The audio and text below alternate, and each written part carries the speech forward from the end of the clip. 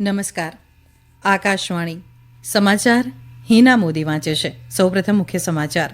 આગામી 7મી મેએ યોજાનાર લોકસભા ચૂંટણીના ત્રીજા તબક્કાના 10 રાજ્યો અને કેન્દ્ર શાસિત પ્રદેશોની 93 બેઠકો પર આજે પ્રચાર કાર્ય પૂર્ણ. ભારતીય રાષ્ટ્રીય કોંગ્રેસે ઓરિસ્સાની વિધાનસભા ચૂંટણી માટે 6 ઉમેદવારોની યાદી જાહેર કરી. આજે છત્તીસગઢના દંતેવાડા જિલ્લામાં 35 માઓવાદીઓએ આત્મસમર્પણ કર્યું. આમાંથી 3 માઓવાદીઓ પર ઇનામ જાહેર કરવામાં આવ્યું હતું. વિશ્વના સૌથી મોટા લોકતંત્ર ભારતમાં યોજાનારી લોકસભા ચૂંટણીના સાક્ષી બનવા માટે 23 દેશોના 75 આંતરરાષ્ટ્રીય પ્રતિનિધિઓ ભારત આવી પહોંચ્યા. કેરળ અને તમિલનાડુના દરિયાકાંઠે યલો એલર્ટ જાહેર કરાયું. અને ભારતના તેજસ્વિન શંકરે આજે અમેરિકાના ટક્સનમાં USATFમાં પુરુષોની ઊંચી કૂદની હરીફાઈમાં વિજય મેળવ્યો.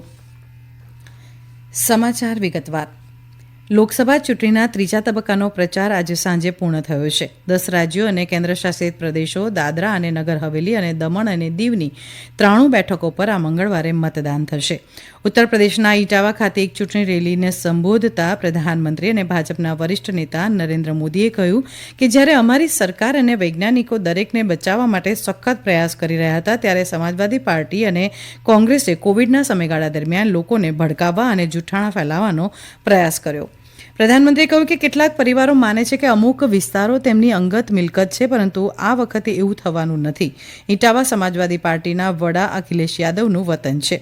શ્રી નરેન્દ્ર મોદીએ હવે સીતાપુરમાં બીજી રેલીને સંબોધિત કરી હતી. બાદમાં મોડી સાંજે પ્રધાનમંત્રી મોદી અયોધ્યામાં રોડ શો પણ કરશે.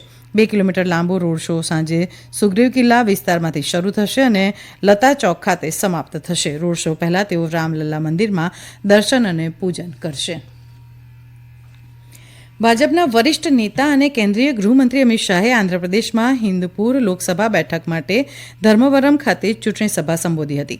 શ્રી શાહે કહ્યું કે પ્રધાનમંત્રી નરેન્દ્ર મોદીના નેતૃત્વ હેઠળ આજે પ્રધાનમંત્રી ગરીબ કલ્યાણ યોજના થકી 80 કરોડ લોકોને વિનામૂલ્યે રાશન મળ્યું છે. તેમજ આયુષ્યમાન ભારત યોજના અંતર્ગત 50 કરોડ દેશવાસીઓને 5 લાખ રૂપિયાના આરોગ્ય વીમાનો લાભ મળી રહ્યો છે. શ્રી શાહે કોરોના કાળને યાદ કરતા કહ્યું કે દેશના 130 કરોડ લોકોને વિનામૂલ્યે કોરોનાની રસી આપવામાં આવી છે. તેમણે આંધ્રપ્રદેશના મુખ્યમંત્રી YS જગનમોહન રેડ્ડીની ટીકા કરતા કહ્યું કે તેઓ રાજ્યના વિકાસ અને રોકાણ પર ધ્યાન આપી રહ્યા નથી. તેમણે ખાતરી આપી કે કેન્દ્રની NDA સરકાર પોલાવરમ અને હાંદ્રીનીવા પ્રોજેક્ટને પૂર્ણ કરવા તમામ શક્ય સહયોગ આપશે, જેનાથી ખેડૂતોની સમૃદ્ધિ થશે.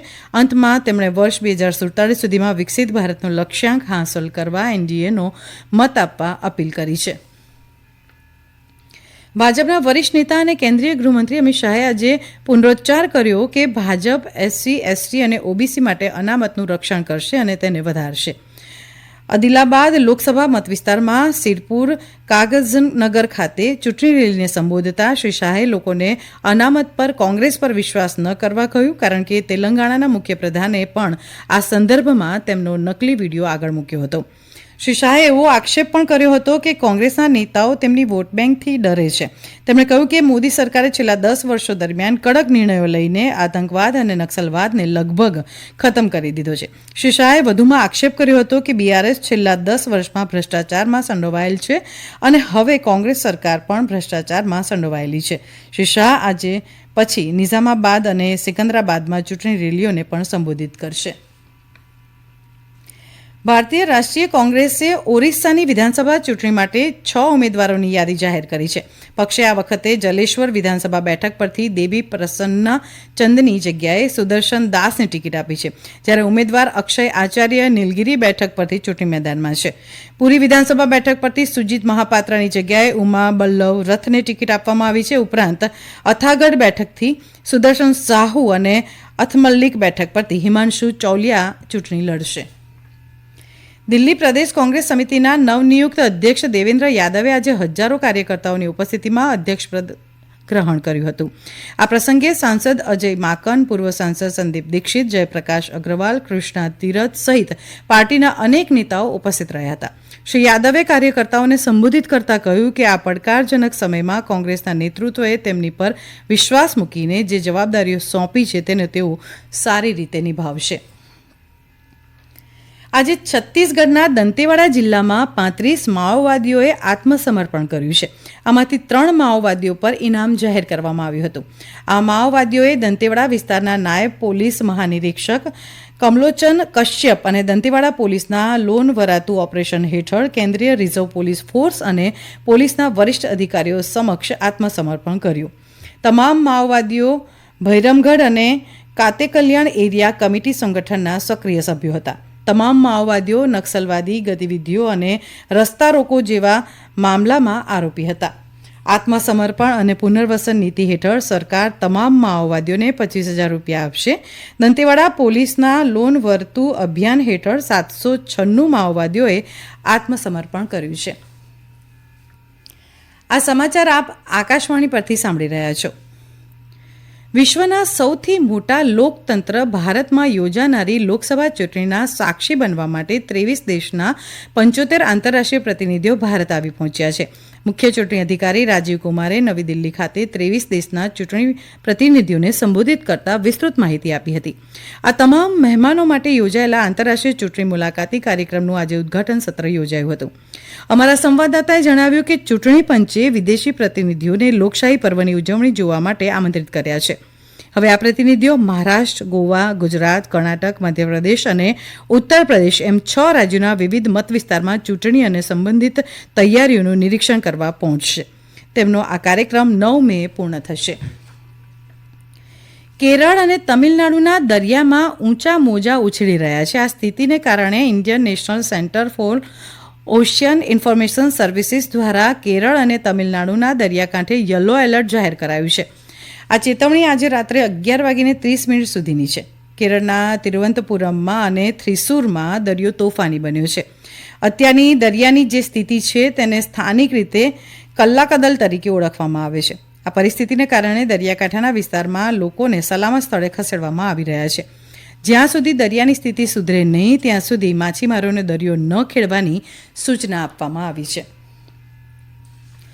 ભારતના તેજસ્વીન શંકરે આજે અમેરિકાના એરિઝોના ટક્સનમાં USATFમાં પુરુષોની ઊંચી કૂદ હરીફાઈમાં વિજય મેળવ્યો હતો. રાષ્ટ્રીય વિક્રમ સર્જક તેજસ્વીને world athletics continental tour silver ઇવેન્ટમાં ટોચનું સ્થાન મેળવ્યું હતું. તેજસ્વીનીએ પ્રથમ પ્રયાસમાં 2.23 મીટર કૂદ સાથે સ્વિઝનના તેમના શ્રેષ્ઠ પ્રયાસોની બરાબરી કરી હતી. આ સ્પર્ધામાં અમેરિકાના અર્ની સિયર્સ બીજા ક્રમે જ્યારે મેક્સિકોના રોબર્ટ વિલ્ચેસ ત્રીજા ક્રમે રહ્યા હતા. તો અન્ય ભારતીય એથ્લેટ સર્વેશ કુશારે 2.13 મીટર સાથે 5મું સ્થાન મેળવ્યું હતું. દેશના પૂર્વ ભાગમાં આજે દક્ષિણ ભારતના કેટલાક ભાગોમાં આવતીકાલ સુધી અતિશય ગરમીની સ્થિતિ જોવા મળશે. હવામાન વિભાગે આજે ગંગા, પશ્ચિમ બંગાળના કેટલાક ભાગોમાં તેમજ બિહાર, ઓરિસ્સા અને તટીય આંધ્રપ્રદેશના કેટલાક ભાગોમાં આજે ભીષણ ગરમીની સ્થિતિ યથાવત રહેવાની સંભાવના વ્યક્ત કરી છે. જ્યારે તેલંગાણા અને વિદર્ભમાં આજે અને આવતીકાલ તથા આંતરિક કર્ણાટકમાં 7 મે સુધી વાતાવરણ ગરમ રહેશે. આ સાથે જ આગામી 7 મે સુધી પૂર્વોત્તર ભારતમાં વાવાઝોડા અને ઝડપી પવનની સાથે મુશળધાર વરસાદ થવાની પણ આગાહી છે. તો અરુણાચલ પ્રદેશ, આસામ, મેઘાલય, નાગાલેન્ડ, મણિપુર, મિઝોરમ અને ત્રિપુરામાં આગામી 7 દિવસ સુધી, જ્યારે દેશના પૂર્વીય અને દક્ષિણીય ભાગોમાં આગામી 9 મે સુધી વરસાદની આગાહી છે. અંતમાં મુખ્ય સમાચાર ફરી એકવાર. આગામી 7મી મે યોજાનાર લોકસભા ચૂંટણીના ત્રીજા તબક્કાના 10 રાજ્યો અને કેન્દ્રશાસિત પ્રદેશોની 93 બેઠકો પર આજે પ્રચાર કાર્ય પૂર્ણ થયો. ભારતીય રાષ્ટ્રીય કોંગ્રેસે ઓરિસ્સાની વિધાનસભા ચૂંટણી માટે 6 ઉમેદવારોની યાદી જાહેર કરી. આજે છત્તીસગઢના દંતેવાડા જિલ્લામાં 35 માઓવાદીઓએ આત્મસમર્પણ કર્યું. આમાંથી 3 માઓવાદીઓ પર ઇનામ જાહેર કરવામાં આવ્યું હતું. વિશ્વના સૌથી મોટા લોકતંત્ર ભારતમાં યોજાનારી લોકસભા ચૂંટણીના સાક્ષી બનવા માટે 23 દેશના 75 આંતરરાષ્ટ્રીય પ્રતિનિધિઓ ભારત આવી પહોંચ્યા. કેરળ અને તમિલનાડુના દરિયાકાંઠે યલો એલર્ટ જાહેર કરાયું. અને ભારતના તેજસ્વીન શંકરે આજે અમેરિકાના ટક્સનમાં USATFમાં પુરુષોની ઊંચી કૂદની હરીફાઈમાં વિજય મેળવ્યો. આકાશવાણી પરથી સમાચાર પૂરા થયા.